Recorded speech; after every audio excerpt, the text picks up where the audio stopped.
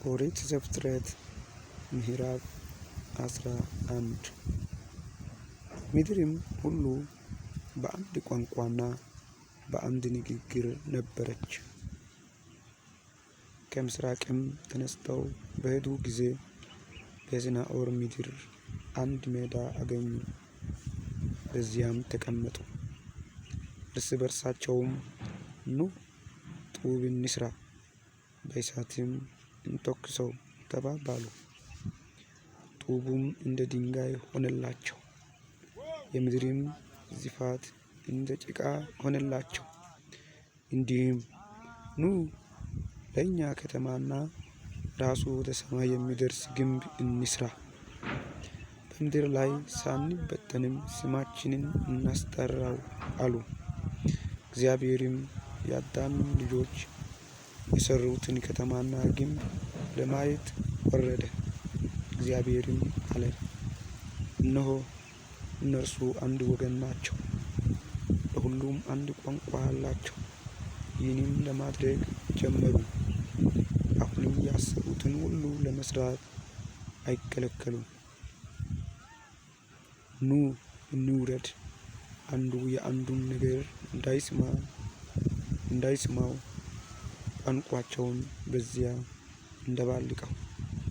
እግዚአብሔርም ከዚያ በምድር ሁሉ ላይ በተናቸው፣ ከተማይቱንም መሥራት ተዉ። ስለዚህም ስሟ ባቢሎን ተባለ፣ እግዚአብሔር በዚያ ምድርን ቋንቋ ሁሉ ደባልቋልና። ከዚያም እግዚአብሔር በምድር ሁሉ ላይ እነርሱን በትኗቸዋል። የሴም ትውልድ ይህ ነው። ሴም የ100 ዓመት ሰው ነበረ። አርፈክሳድንም ከጥፋት ውኃ በኋላ በሁለተኛው ዓመት ወለደ።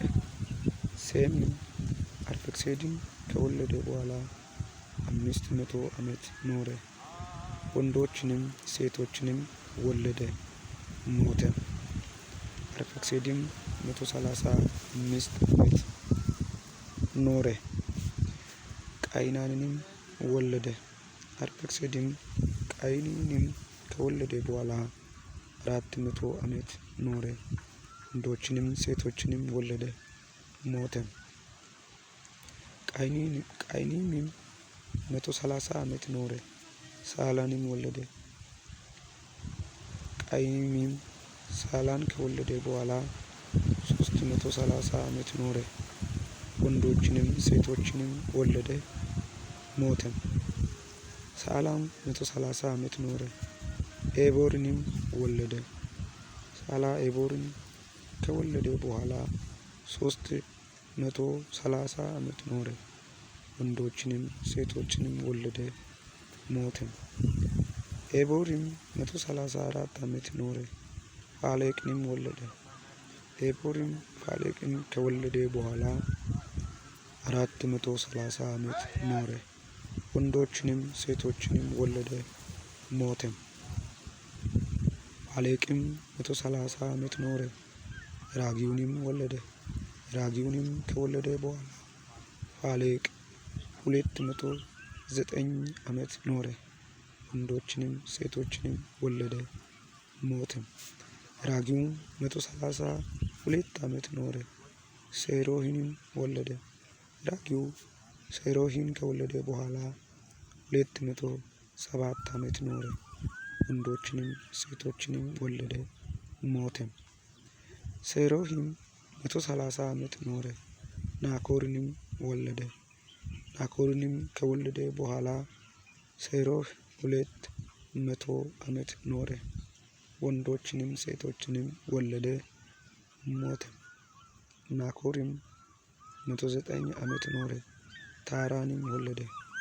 ታራንም ከወለደ በኋላ ናኮር 129 ዓመት ኖረ፣ ወንዶችንም ሴቶችንም ወለደ፣ ሞተም። ታራም 100 ዓመት ኖረ፣ አብራምንና ናኮርን ሐራንን ወለደ። የታራም ትውልድ እነሆ ይህ ነው። ታራ አብራምንና ናኮርን ሐራንንም ወለደ። ሐራንም ሎጥን ወለደ። ሐራንም በተወለደበት አገር በከለዳውያን ኡር በአባቱ በታራ ፊት ሞተ። አብርሃምና ናኮርም ሚስቶችን አገቡ። የአብርሃም ሚስት ስሟ ሶራ ነው። የናኮር ሚስት የሐራን ልጅ ሚልካ ናት። ሐራንም የሚልካና የዮስካ አባት ነው። ሶራም መካን ነበረች፣ ልጅ አልነበረባትም። ታራም ልጁን አብርሃምንና የልጅ ልጁን የሐራን ልጅ የሎጥን የልጁንም የአብርሃምን ሚስት ሚራቱን ሶራን ወሰደ። ከእርሱ ጋር ወደ ከነዓን ምድር ይሄዱ ዘንድ ከከለዳውያን ኡር ወጡ። ወደ ካራንም መጡ፣ ከዚያም ተቀመጡ። የታራም ዕድሜ 205 ዓመት ሆነ። ታራም በካራን ሞተ።